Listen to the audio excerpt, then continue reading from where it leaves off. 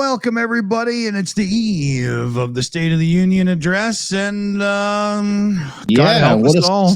What a state that is! But until then, yes, begin the trade wars. I'm gonna come. So yeah, let's get right into it then. The trade wars have started. Trump has dropped the bomb, and we'll give Prime Minister Trudeau of Canada here a little response time, shall we? I hope he's wearing a suit. So today, the United States launched a trade war against Canada, their closest partner and ally, their closest friend. So now, I mean, those are pretty scathing words. Closest ally, closest friend, trade war. These are not words that are supposed to go together, people. But he takes it a little bit further here. So this is like, you know, he's basically given a message to the people of everywhere that's free.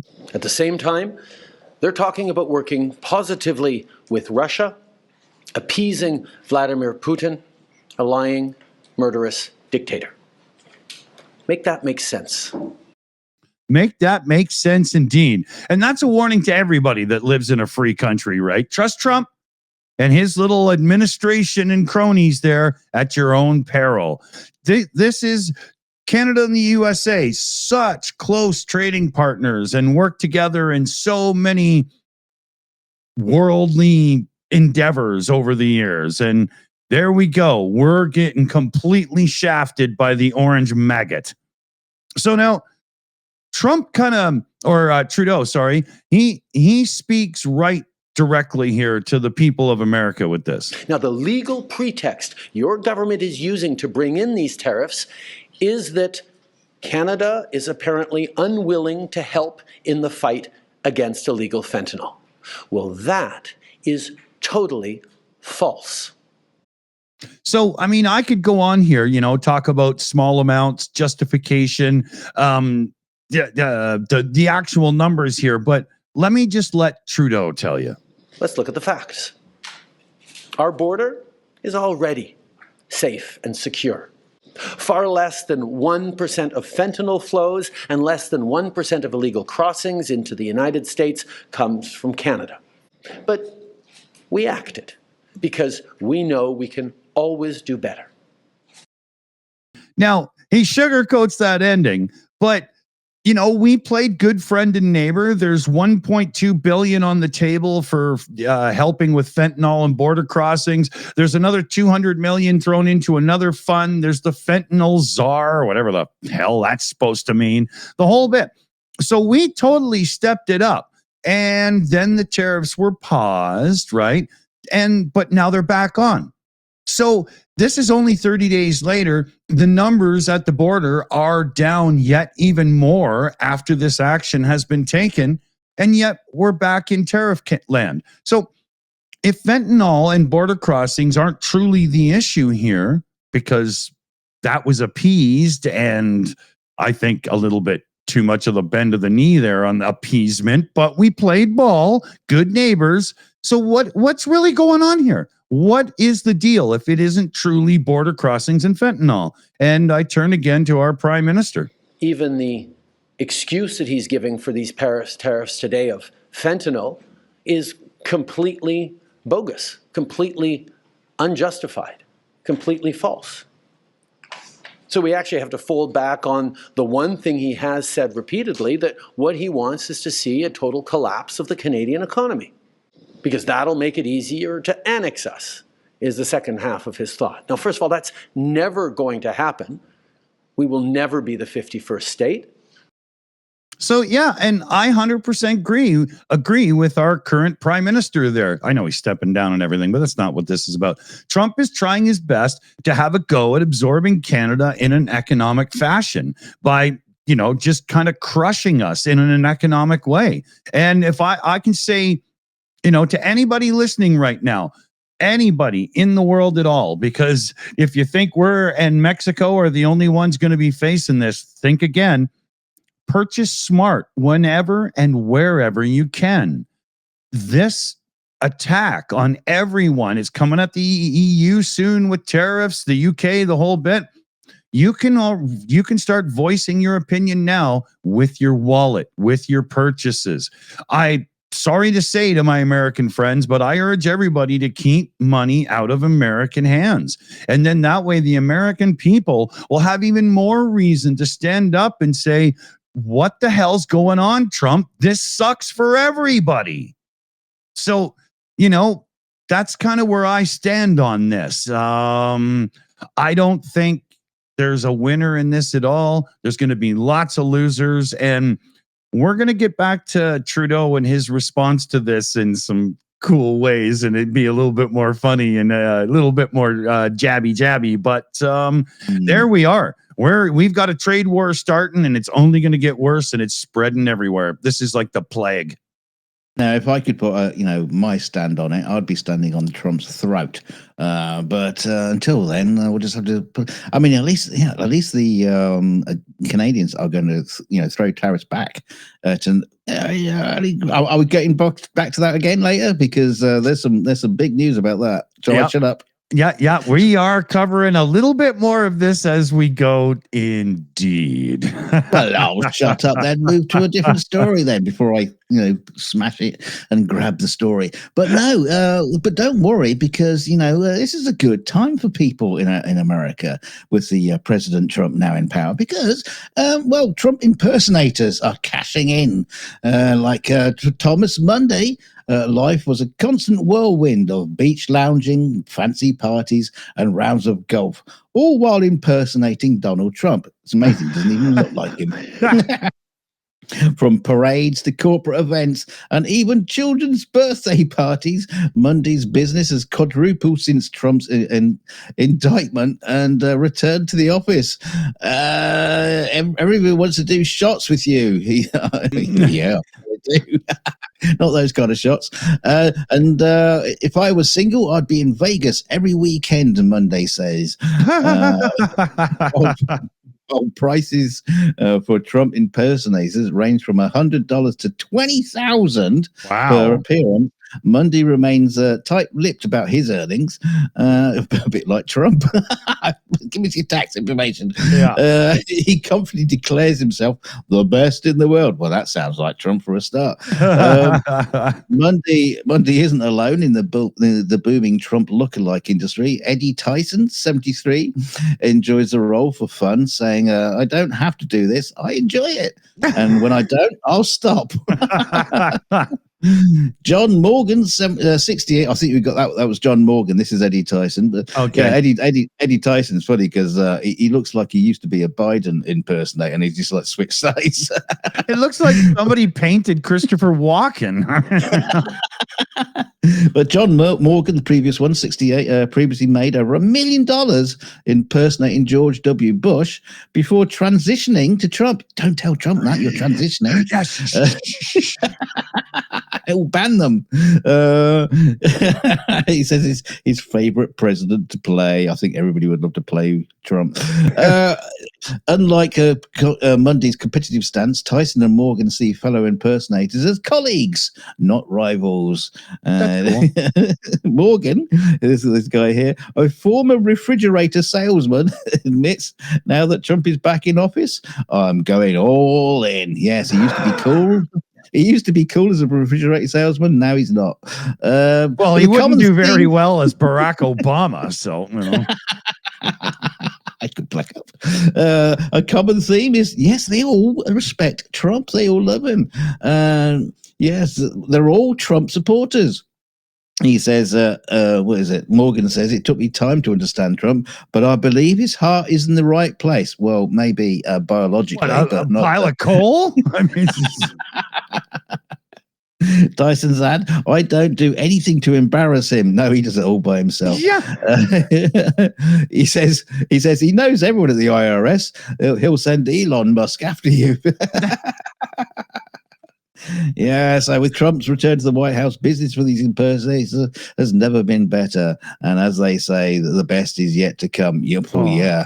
I'll start learning how to duck. Yeah.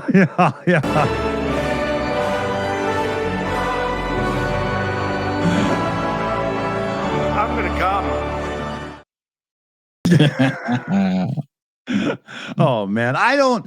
The only way I would be willing to do a gig where I was impersonating Donald Trump would be if I just got to be myself, but like strap a golden toilet seat to my ass. That's about as far as I'd go. You could play Donald Trump's poop. Be smarter. Be smarter, yeah, but make a better job. Yeah. So let's flip it over once again to tariffs here because we've got some reactions. So first off, from Ronald Gump himself, hours after Trudeau came out and gave his remarks, Trump vowed to impose additional tariffs in response to Canada's countermeasures. Now, this was on, Truth Excrement. He put, please explain to Governor Trudeau. You see, Trump, right there. It's called respect. Have an ounce for other people, and they might try to avoid laughing at the fact that you can see the rings where you wear the goggles before they spray paint you in the morning, you twit. But and they shit on Zelensky for lack of respect. I know, right? This guy has no respect for anyone. No. But he says, please explain to Governor Trudeau of Canada that when he puts on a retaliatory tariff on the U.S., our reciprocal tariff will immediately increase by a like amount. So Trump truly believes that it's absolutely ridiculous for any country to think of retaliating against his tariffs, that he is the one who can spread them around and nobody else has the right to do it back. That is the thinking of somebody who thinks he is king of the world, not even just king of America.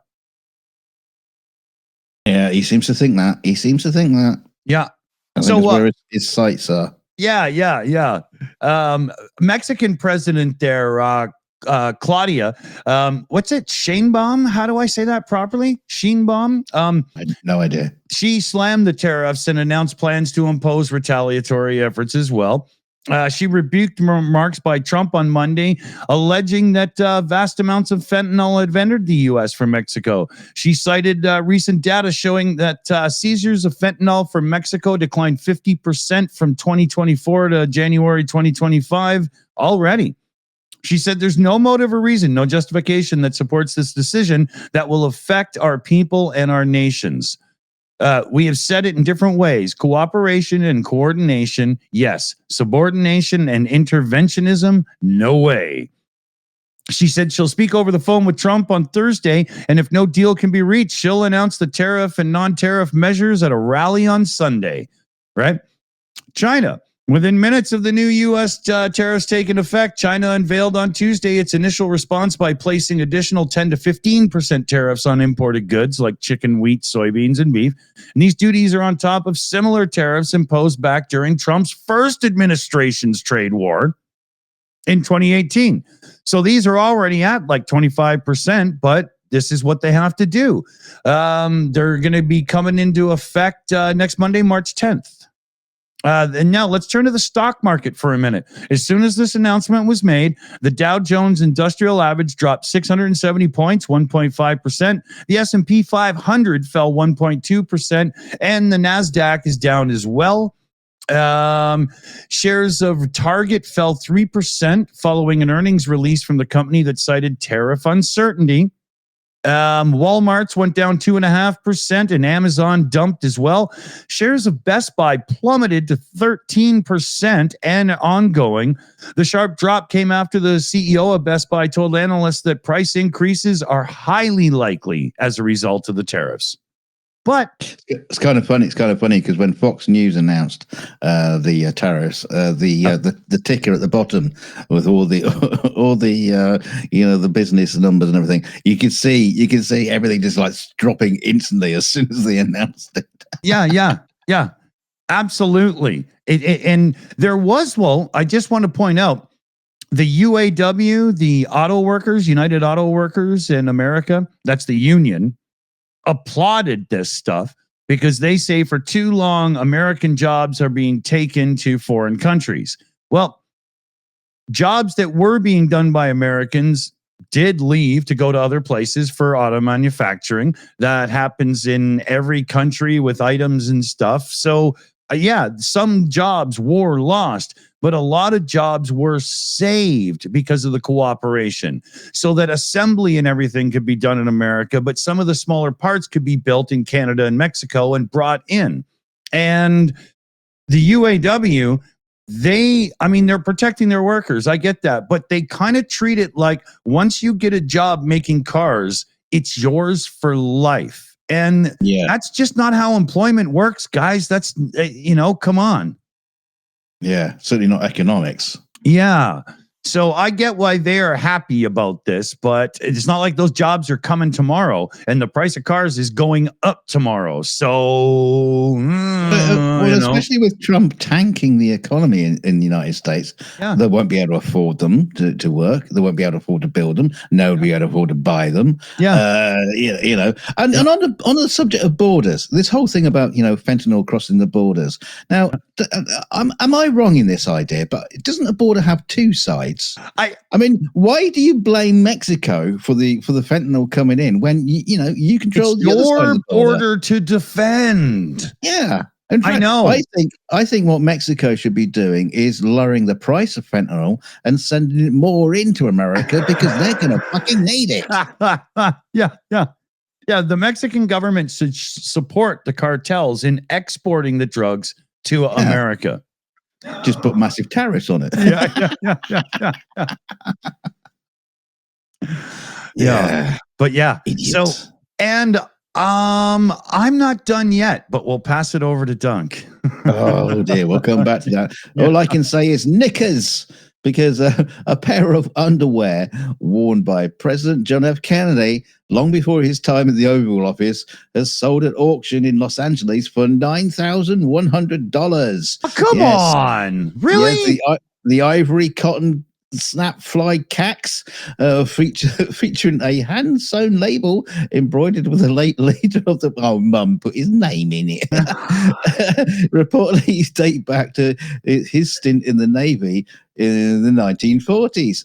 Now I can tell you more about this story, but one thing I would say, now I've got some old pants in my drawer.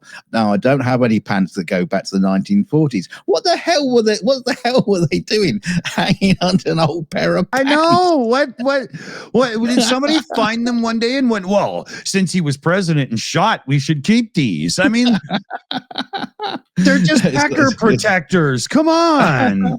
It's not the ones he was wearing on the day, because there's a big nasty stain at the back of them. But the auction also included a black alternative brand hoodie worn on numerous occasions by Mark Zuckerberg, with a tech titan was named Person of the Year by Time magazine. Well, they got that wrong.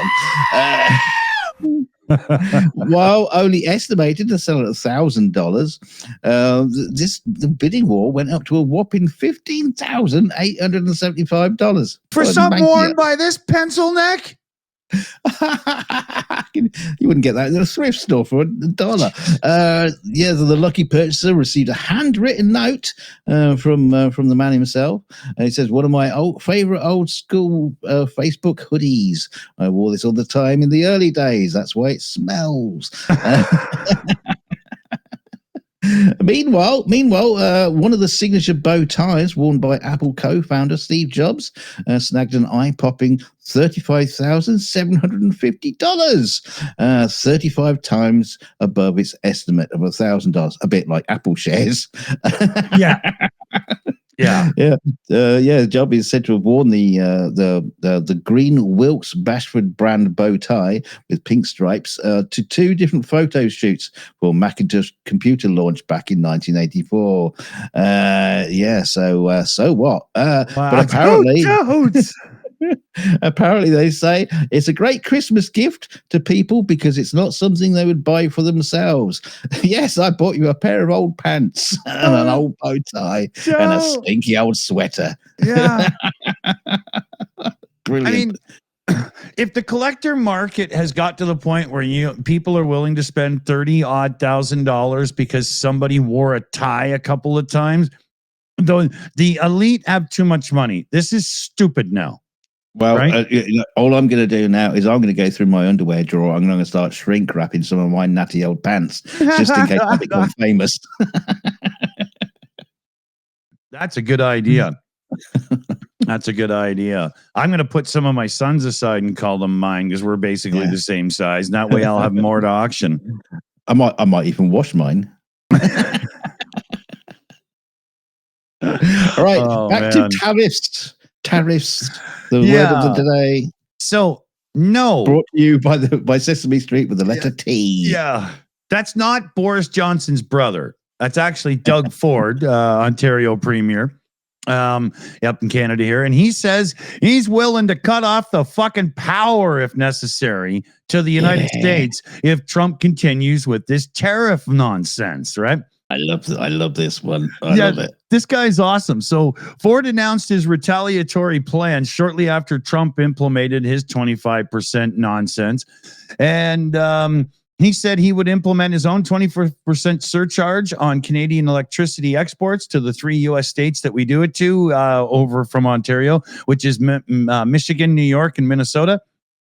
And he said if the U.S. tariffs are escalated, he would consider completely cutting those states off from Canadian power. Now, that's a good 1.5 million Americans or so that get their power directly from our feed. Way to treat your friend and neighbors, jerk off. Right. So Ford was getting pretty irate about this, too. This was not long after Trudeau did his thing, what we just showed you some of, and we got more of it coming. So he's the leader of Ontario again. It's our most populous province, largest economy, and Ford, as such, he's got enough of a carrot and stick that he can play with. He has banned U.S. companies from bidding on Ontario infrastructure projects. He canceled a $100 million deal with Elon Musk's Starlink. He said he's reached out to lawmakers in those 3 states to urge them to put pressure on Trump to back off or risk their constituents being in the dark. So he's already contacted those 3 states' leaders. He's also urged the premiers and other Canadian provinces to follow suit. You know, Ford told the media he would implement the tariff on electricity if Trump's tariffs persist. He said he's looking for ways to avoid passing new legislation, which could actually take weeks. He needs to have it happen immediately. If they go further into April, then we cut off the electricity. That's that. I like this guy. Yes. Yeah. Too bad he's conservative and not a liberal because there's other things he does that kind of piss me off. But what are you going to do? You know? Yeah. At this stage, you know, you got to gang together, whoever is, as long as you're against Trump, it doesn't matter. Exactly. That's, you know, the enemy of my enemy, right? That's where we're playing right now. Definitely. Exactly. Yeah. So we don't have the clock on the screen, but I think we got, I don't know, 11 minutes or something here. I don't know. Somebody will tell us in the background. Yes. Yeah. Well, I mean, JD Vance has got to watch out because he's got, a criminal friend out there on the loose. Because for the second time in less than a year, a man is charged with attempting to engage in sexual act with a seat on the Metrolink. St. Louis County prosecutors charged D'Angelo Covington on Tuesday with 2 counts of misdemeanor sexual misconduct. He is currently confined in the county jail without bond or a couch, pending a March 3rd reduction hearing. According to St. Louis County Police, a probable cause statement, a victim told investigating officers that on February the 13th, she saw Covington at the UMSL South platform. At the time, he allegedly had his genitals exposed and was moving them around until the victim boarded the train. Later that day, police learned Covington boarded the train at the Central West End Station near Lambert Airport. Now, you see, we disguised the identity of the chair there to say, His name's Bruce. you got to help out the victim here. Well, later that day, near Lambert Airport Station, he allegedly exposed himself and attempted a sexual act for about 10 minutes with the upper bar of a train seat. Dear God. Now, both incidents were caught on surveillance video, police said, and the child's filed Tuesday go about 10 weeks after Covington was released from the county jail on a sexual misconduct charge in June. God. He's in love. What a deviant, man. Jesus Christ. Prosecutors at the time first told First Alert 4, whoever that is, must be a news media thing, they were limited in seeking a harsher sentence because the offences did not have an element of physical contact. Oh, wow. I don't know about that. You should ask the chair. Just ask his palms.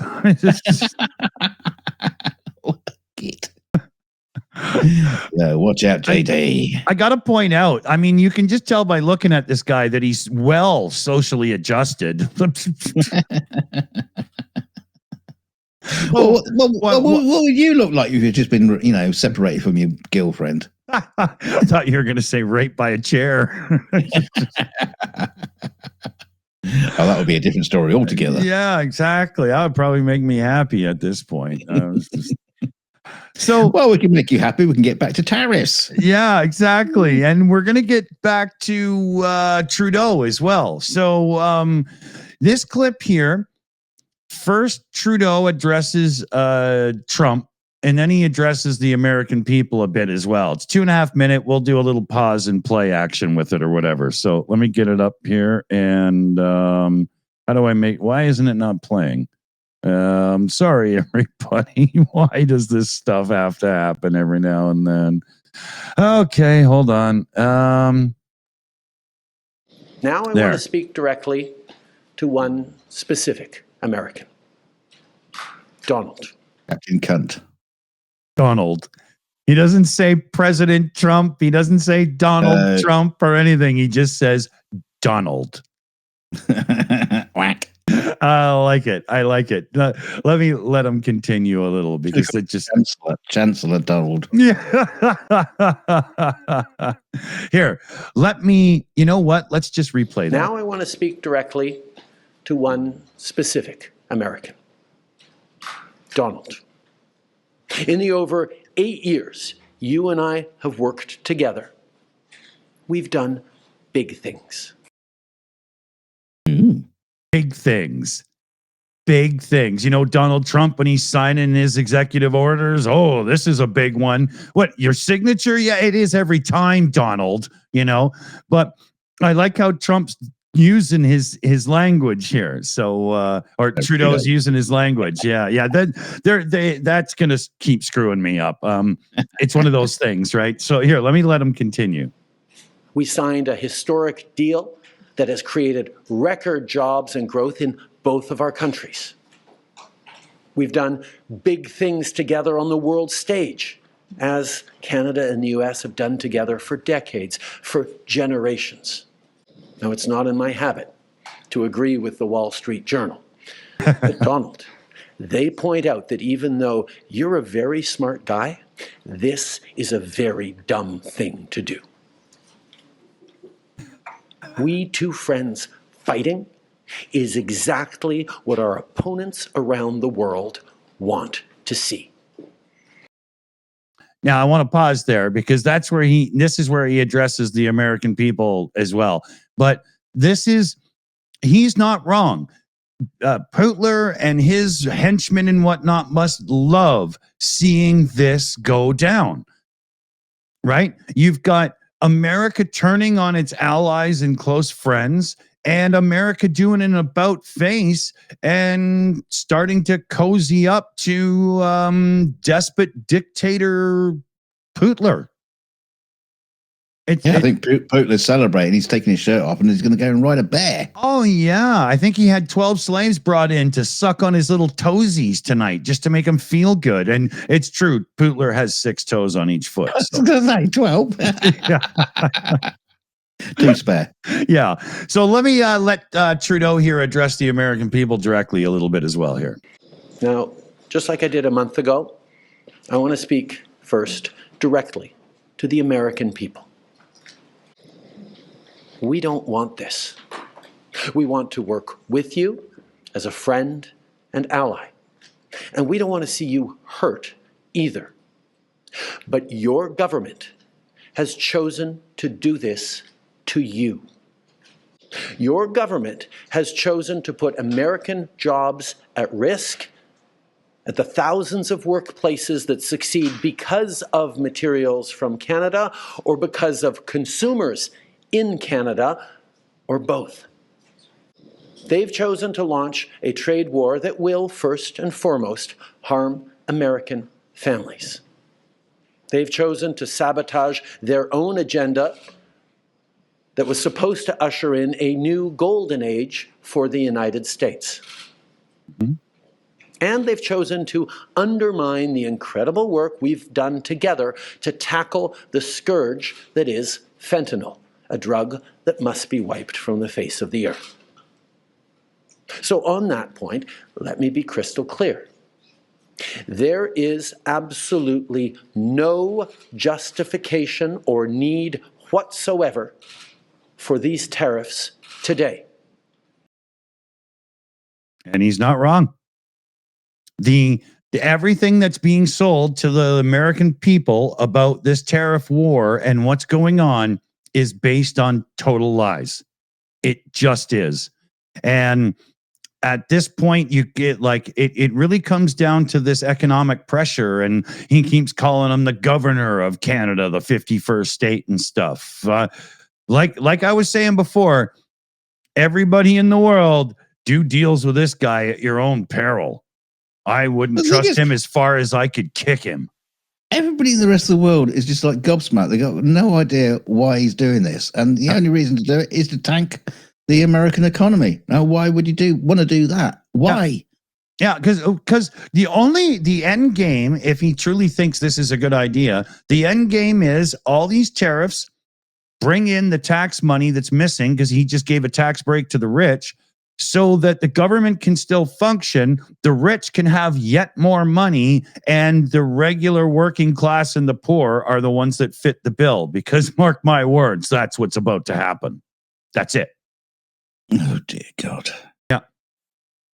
So when you look at it, when you look at what's going on with Trump buddying up to Putin and screwing with his enemies and breaking longstanding allies and bonds and whatnot, you've got to say to yourself, is Trump truly in the Russian pocket? Do they have it on him? Because that's how else am I supposed to take this? Yeah. Right? Yeah. Yeah, So, there's been a lot of talk on that, a lot of talk. Yeah.